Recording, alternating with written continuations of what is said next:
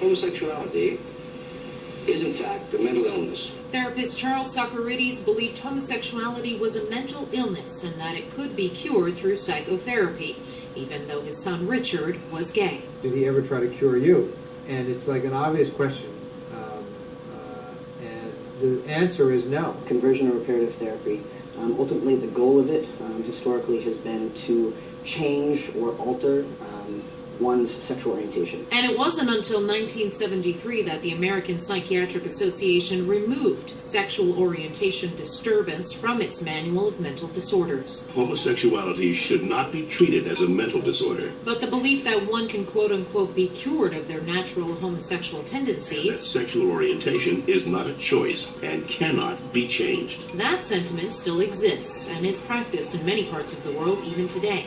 Albany Common Councilman Judd Crasher had the support of his family when he came out at the age of 18, but pressure from some forced him to participate in conversion therapy. I came out of it feeling worse than I did going into it.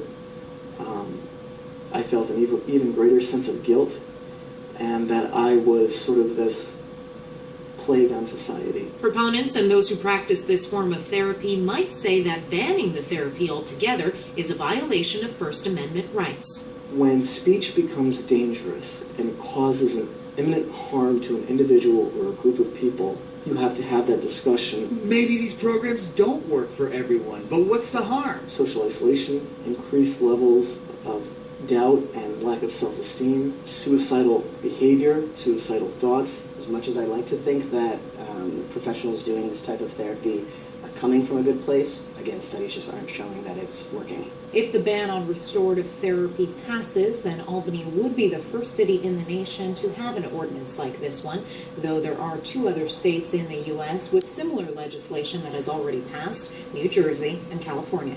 Reporting in the newsroom, Karen Tairachi, Time Warner Cable News.